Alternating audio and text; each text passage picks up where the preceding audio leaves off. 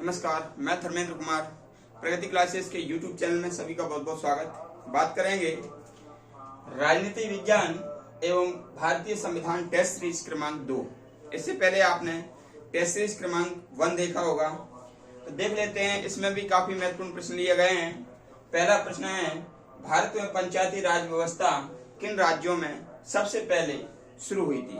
ठीक है, तो जो पंचायती राज व्यवस्था है वह सबसे पहले राजस्थान के नागौर से 2 अक्टूबर 1959 को, और दूसरा राज्य है आंध्र प्रदेश 11 अक्टूबर 1959। ये पंचायती राज व्यवस्था जो है इन 2 राज्यों में सबसे पहले शुरू हुई। ठीक है, अगला है हमारा दूसरा प्रश्न, पंचायती राज को संवैधानिक स्थिति किस समिति की सिफारिश पर दी गई? देखो क्या है, जो बलवंत राय मेहता समिति थी वह 1957 की थी। फिर 1977 में जब अशोक मेहता समिति आई, 1977 अशोक मेहता समिति आई, और 1986 में एमएल सिंघवी समिति आई। तो इसने भी अपनी सिफारिश में कहा था, अशोक मेहता समिति ने कहा था कि पंचायतों को संवैधानिक दर्जा दिया जाए, लेकिन इस समिति की सिफारिश मानी नहीं गई।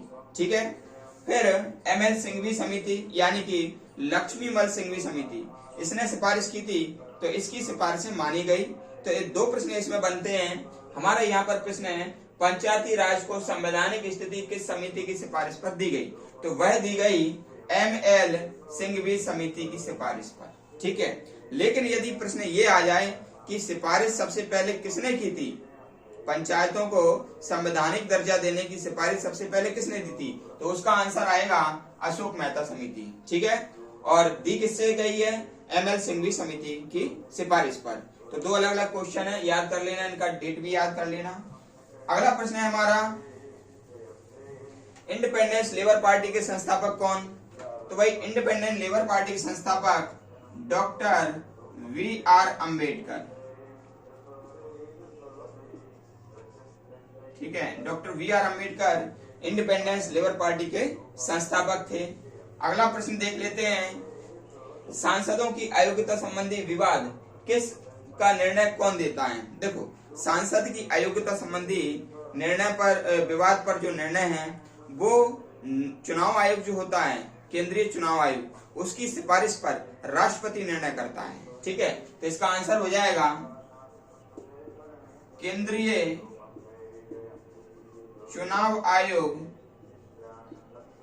की सिफारिश पर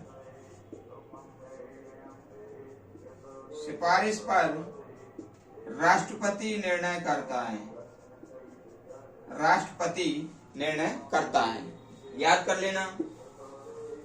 अगला प्रश्न है हमारा, नीति आयोग का गठन कब हुआ?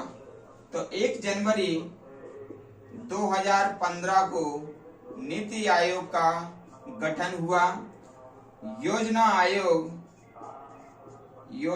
आयोग और एनडीसी को मिलाकर, एनडीसी यानी कि राष्ट्रीय विकास परिषद, और योजना आयोग दोनों को मिला दिया गया और नीति आयोग का गठन कर दिया गया। ठीक है, नीति आयोग का गठन कर दिया गया। अगला है, राष्ट्रीय विकास परिषद का संबंध किससे है? तो ये जो राष्ट्रीय विकास परिषद है, ठीक है ना, ये क्या करता है, जो 5 वर्षीय योजना है उसका अनुमोदन करता था। 5 वर्षीय योजना है उसका अनुमोदन कौन करता था? एनडीसी। और एनडीसी का गठन हुआ था 6 अगस्त 1952 को एनडीसी का गठन हुआ, और 15 मार्च 1950 को योजना आयोग का गठन हुआ, और 1 जनवरी 2015 को इन दोनों को मिलाकर नीति आयोग का गठन कर दिया गया। भारत के प्रथम सीएजी कौन है? ठीक है, ये हम देख लेते हैं। भारत के प्रथम सीएजी वी नरहरि राव, ठीक है। और वर्तमान में जो 14वें सीएजी हैं गिरीश चंद्र मुर्मू, ठीक है।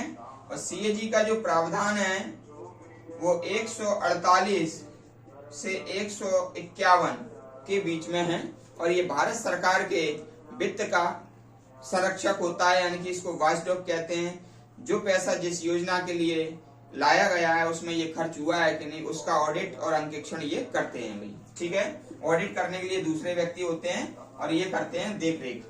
अगला है भारतीय संविधान का संरक्षक कौन होता है? तो भारतीय संविधान का संरक्षक होता है